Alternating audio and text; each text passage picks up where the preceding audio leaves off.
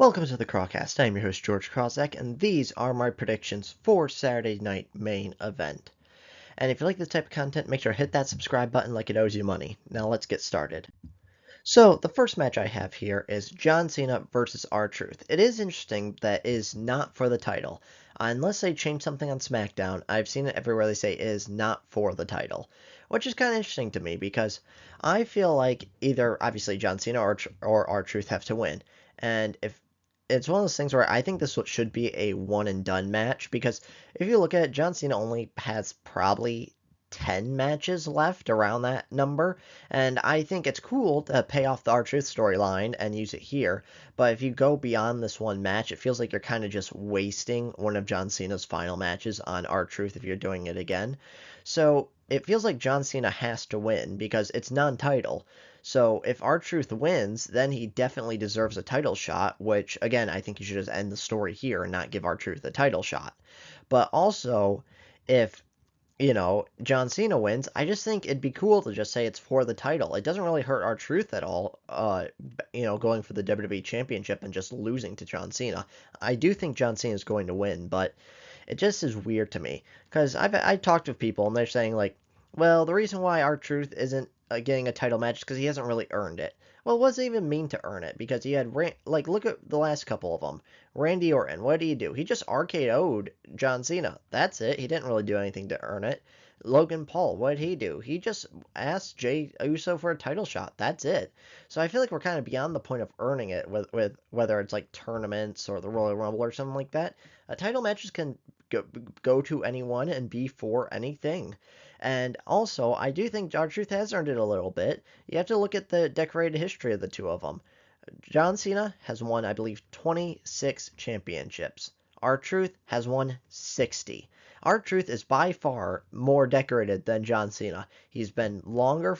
He's been WWE longer because I believe he's been there since 2001. And granted, he did get fired for a period, but and R-Truth has just deserved his title shot. So I do think John Cena will win, but it is just so weird for me that's not for the title. I think it's because they did announce that Logan Paul and Jey Uso will be for the main event. So maybe they're like, well, you can't really put a John Cena title match in the middle of the card. That should main event. So maybe that's how they're justifying it. To me, just very weird. Just put the title on the line and say he defended it.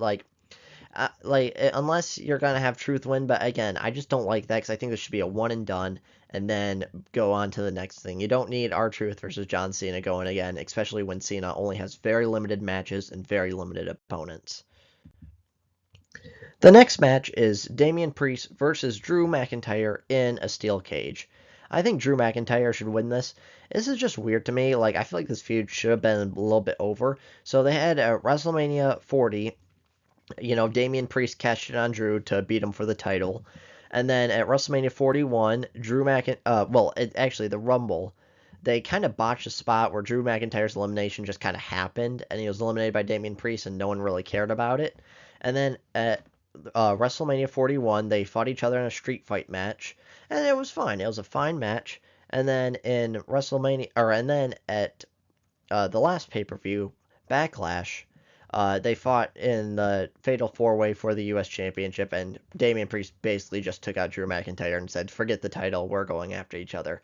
And so what does this mean for the future? I think at this moment, Damian Priest just is not in the main event picture like Drew McIntyre is. I think Drew McIntyre is definitely a main eventer, and I think he should be rewarded like one, where, he already had the win over Priest, and Priest did take him out of the U.S. title picture, but again, I think it should be definitive. Drew McIntyre wins and then moves on to the main event scene, because this kind of feud just isn't doing anything for me. I don't think it's that interesting. I don't think it's that great.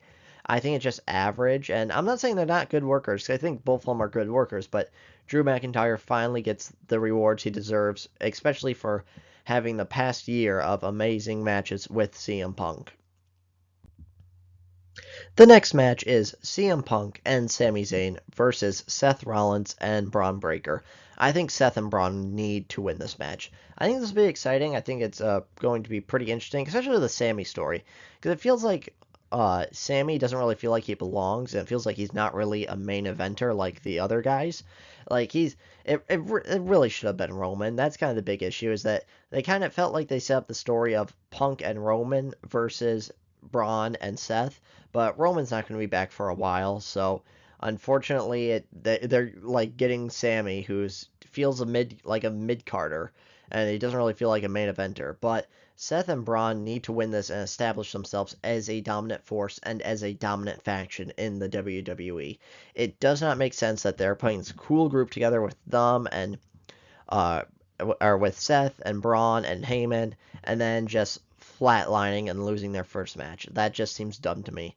And then we could also see an introduction of a third member potentially, but I'm at the standpoint where I don't think this group really needs a third member because we're kind of comparing it to Evolution a little bit, where you had Triple H as, well, actually, let me rephrase this, where I think it's compared to Evolution in the sense that if you look at pretty early on in the group, Randy Orton got kicked out of the group decently early on. And the reason for that was because Vince McMahon had a big falling out with Brock Lesnar, and Vince McMahon wanted Randy Orton to break Brock Lesnar's record of youngest WWE champion ever, and or youngest world champion ever. And so what they did is they kicked Randy Orton out of the group, and he won the World Heavyweight Championship. And then it was just the three of them. It was Triple H as like the main guy. It was Batista as like the new up and comer, and then Ric Flair as like the old mentor. And I think they have that here, where you have Seth is like the main guy, Braun is the up and comer, and then Paul Heyman is like the older wise guy. And so I think that just works perfectly as a trio. And I would think it's a bad idea to put the title on Seth and then have Braun help Seth win at every single turn and protect Seth and make sure Seth wins. And then maybe do the same thing as Evolution. Have Braun win the Rumble and then have Braun become the new guy at WrestleMania. I think that's perfect storytelling. The one thing that does draw me back a little bit is because they did tell the story, although it was like close to 20 years ago. So maybe enough time has passed where you can kind of tell the exact same story again. But overall, Seth and Braun are building so much momentum and looking like such a great group. They need a win here. And they need to beat Sami Zayn and CM Punk, especially since it feels like they're telling the story of Roman, and Sami Zayn just really feels like doesn't belong in this picture. And the main event is Jey Uso versus Logan Paul for the World Heavyweight Championship. I think Jey Uso is going to win. This is going to be very interesting because the winner of this match will face Gunther the night after Money in the Bank. So it looks like Money in the Bank is not going to have a World Heavyweight Championship match, which is kind of strange, but it is interesting because everyone talks about the Big Four, where it's Survivor Series, Royal Rumble, WrestleMania, and SummerSlam, but Money in the Bank has kind of slipped in there as the Big Five. And so I feel like the World Heavyweight Championship really should be defended, and that also gives it another like kind of cash-in opportunity potential. So I think since it is going to be Gunther versus the winner of this match the night after Money in the Bank, I think there's a really good shot at whoever wins Money in the Bank cashes in the next night on Raw. I think that is more likely to happen than not. And quite frankly, I can kind of see Logan Paul winning because I think people are kind of done with Jey Uso in the sense where it sucks because he feels like a mid-carder. Or, you know how Kofi Kingston won the championship and everyone was super happy about that? And it's like, okay, who are you feuding with? Well, you're feuding with Dolph Ziggler, who's not a main eventer but was a mid-carder. But now since you're a mid-carder with the top title, we're going to bring mid-carders kind of up to your level and put them with you in the main event, if that makes sense. And that kind of feels like Logan Paul, where it sucks because he's a really amazing wrestler. It's just that because he used to be a celebrity, and I think he's still on the borderline of celebrity versus wrestler, I think most people don't like him as a world heavyweight championship. Or as a world heavyweight champion. So I am picking Jey Uso to win. But I think that would be a good match of Gunther versus Logan Paul. Because does anybody really want to see Jey Uso versus Gunther again? Like, it keeps happening over and over again, and they've never really had that great of a match. It's always just been average to below average. So that is the only reason why I can see Logan Paul just to spice things up a little bit and be great heel heat. And I think everyone would love for him to get cashed in on the night after Money in the Bank.